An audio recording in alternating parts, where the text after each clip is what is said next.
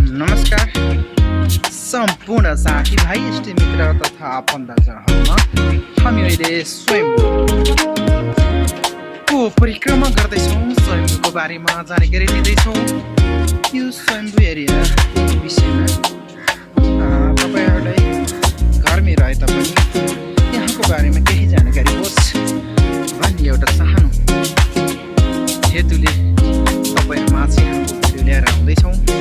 त्यसको लागि हेरेर साथ दिनुहोला, धन्यवाद। यस क्षेत्रको विषयमा कुरा गर्ने भने निकै रमाइलो स्थल पनि हो, निकै रमाइलो स्थल जहाँ हरेक सौन्दर्यले परिपूर्ण भएको क्षेत्र मानिन्छ। यसको विषयमा अझ प्रश्न पनि तपाईँहरूलाई म पार्दै जानेछु। मेरो यो भिडियोलाई हेरेर साथ दिनुहोला।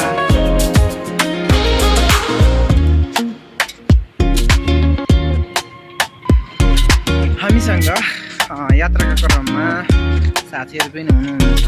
यसरी हामी यात्राकै क्रममा छौँ। तपाईँहरूलाई यहाँको बारेमा जानकारी गरिराखेका छौँ। यो चाहिँ काठमाडौँको स्वयम्भू एरिया पर्दछ।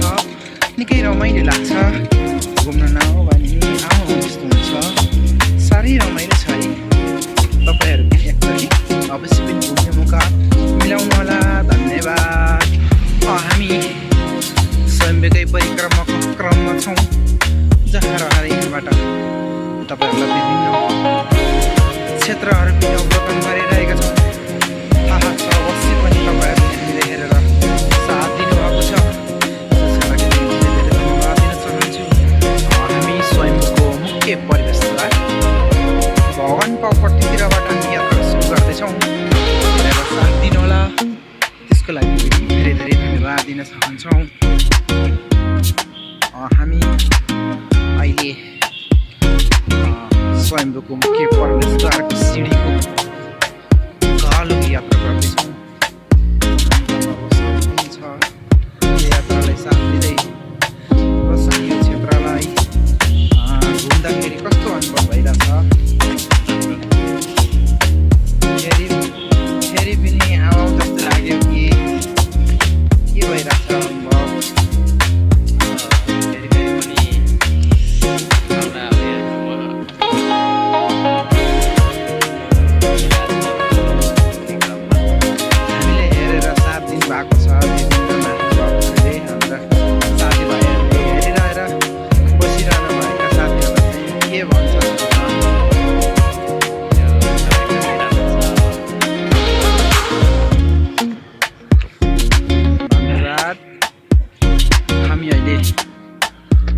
सिँढीको यात्रामा छौँ।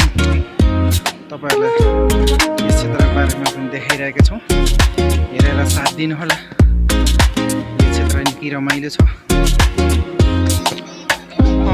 हामी यात्रामै छौँ, हेरेर साथ दिनुहोला। त्यसको लागि चाहिँ धेरै धन्यवाद दिन चाहन्छु। हेरेर साथ दिनुभएको छ। यहाँ विभिन्न सजावटका सामानहरू बिक्री वितरणका लागि छन्। त्यसको लागि पनि धेरै धेरै धन्यवाद। हेर्न सक्नुहुन्छ यहाँ बिक्री वितरणका लागि राखेका विभिन्न तस्बिरहरू छन्, जसले पर्यटकलाई एकदमै मनोमुग्ध बनाउने यस्ता कलात्मक दृश्यहरू छन्। हेरिरहनु भएको छ। निकै कलात्मक कुराहरू कपडामा कोरेर बनाइएका छन्, सिँगारिएका छन्, जसले बाह्य तथा आन्तरिक पर्यटकहरूलाई लुभाउने एउटा माध्यमको रूपमा देखिन्छ। देखाउने क्रममै छौँ तपाईँहरूलाई। हाम्रो यो गाह्रो बाटो छ, त्यो बाटो चाहिँ पार गर्दैछौँ। तपाईँहरूको साथमा रहेर यहाँ भगवान बुद्धका विभिन्न आकृतिहरूलाई विभिन्न माध्यमबाट सजाएर राखिएका छन्। जसले आनन्द बनाएको छ। घुम्न लायक वातावरण सिर्जना गराएको छ। तपाईँहरूले पनि यस क्षेत्रमा आएर विभिन्न कलात्मक पक्षहरूको जानकारी लिनको लागि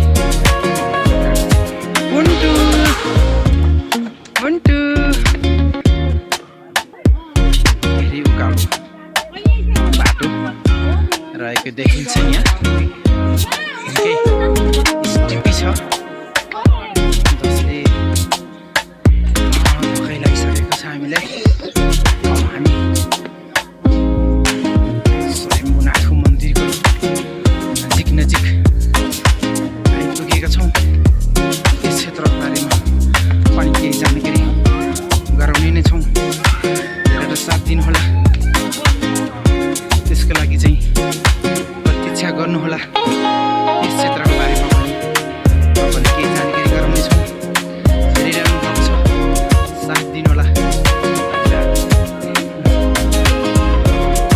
हाम्रो कुण्डो हिँडेको छ कुण्डो कहाँ जाने हो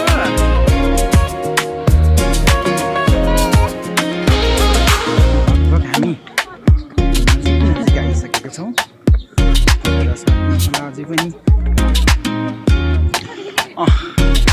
धेरै उकालो बाटो हेर्न सक्नुहुन्छ धेरै छ हामी चाहिँ नजिकै आइसकेका छौँ हेरेर साथ दिनु होला फाइनली कसरी यता छेउतिर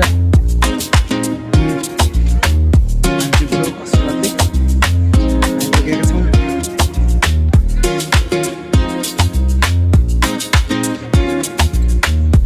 अब हामी स्वयम्भूको माथि आइसकेका छौँ अब हामी देखाउन सक्छौँ तपाईँले काठमाडौँ उपत्यका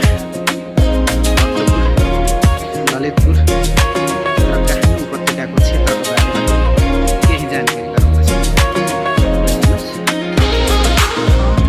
यो चाहिँ काठमाडौँ भक्तपुर तथा ललितपुर क्षेत्रको एरियाहरू पर्दछ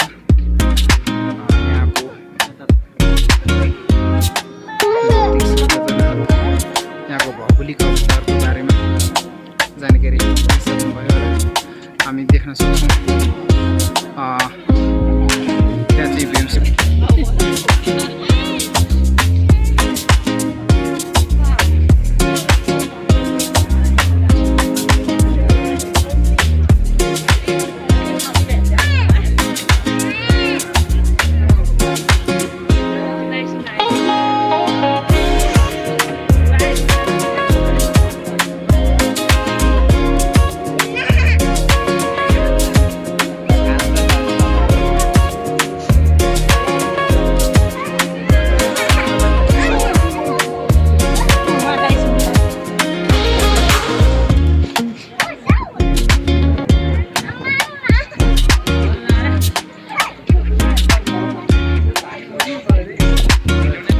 हामी अहिले स्वयम्भूको विषयमा तपाईँहरूलाई जानकारी गराउँदैछौँ हेर्न सक्नुहुन्छ निकै रमाइलो छ है हेर्नको लागि आउनुहोस् एकचोटि यो क्षेत्रलाई अवलोकन गर्नको लागि यहाँ विभिन्न बिजनेस स्टलहरू पनि छन् जहाँ तपाईँ किनेर आनन्द लिन सक्नुहुन्छ फोटो खिच्नेको पनि लड्को छ रमाइलो छ यो क्षेत्रको बारेमा देखिरहेको छ अवश्य पनि यो क्षेत्रलाई धन्यवाद दिन चाहन्छु जसरी हेरेर साथ के रमाइलो छ यो क्षेत्र तपाईँलाई यहाँ देखाइरहेका छौँ पनि छ मेरो ब्याकग्राउन्डमा हेरिरहनु भएको छ यो क्षेत्रलाई अवलोकन गरिरहनु भएको छ त्यसको लागि चाहिँ धेरै धन्यवाद दिन चाहन्छौँ धेरै धन्यवाद दिन चाहन्छौँ यस क्षेत्रलाई चाहिँ एकचोटि अवलोकन गर्नुहोला त्यसको लागि पनि धेरै धन्यवाद हेर्न सक्नुहुन्छ यहाँको बारेमा यहाँको बारेमा देखिरहनु भएको छ रमाइलो छ यो क्षेत्रलाई एकचोटि अवश्य पनि पाल्नुहुनेछ पशुपतिनाथ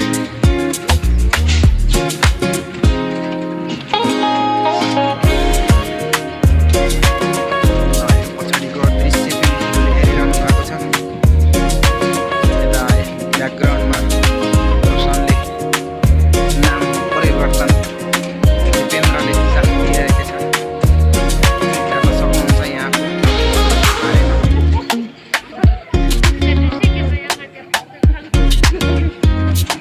निकै नै उत्साहजनक यात्राको गरिन्छ। यो चाहिँ स्वयम्भू चिन्ने गरिन्छ यसलाई। रमाइलो जग्गा लाग्छ मलाई, रमाइलो अवस्था छ। हामी स्वयम्भूको मन्दिर दर्शन पश्चात पछाडिपट्टिको दृश्य तपाईँहरूले देखाइरहेका छौँ। मनोरञ्जन लिनुभएको छ, आनन्द लिइरहनु भएको छ। निश्चय पनि हामीलाई देखिरहनु भएको छ, तपाईँहरूले पनि देखेर साथ दिनुभएको छ। त्यसको लागि चाहिँ धेरै धेरै धन्यवाद दिन चाहन्छु। सम्पूर्ण इष्टमित्र साथीजन सम्पूर्णलाई एकचोटि स्वयम्भूलाई दर्शन गर्न आउनुको लागि चाहिँ आग्रह गर्दछु। धन्यवाद। नजर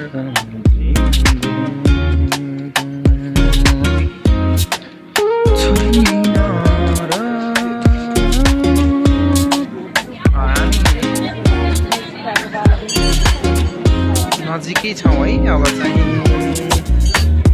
हेरिरहेका छौँ। सबैलाई धन्यवाद। स्वयम्भूवर्तीको मोह हेर्नुहोस्, बच्चादेखि वृद्धसम्म। भगवान् गौतम बुद्धको दर्शन गर्दै हुनुहुन्छ हाम्रो बुच्ची भाइले। बुच्ची भाइ, भाइ भाइ भाइ कहाँ हो तिमी? हामी स्वयम्भूनाथको दर्शनकै क्रममा छौँ। स्वयम्भूनाथको दर्शनपछि यो बुद्ध चोक भनेर चिनिन्छ। प्रसिद्ध गौतम बुद्धको मूर्ति रहेका छन् यो क्षेत्रमा।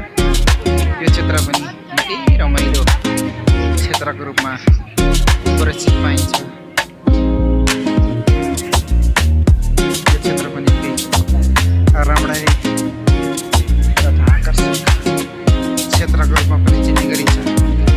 जहाँ रहेर हामी मात्र होइन, तपाईँहरूलाई पनि यस क्षेत्रको विषयमा जानकारी गरे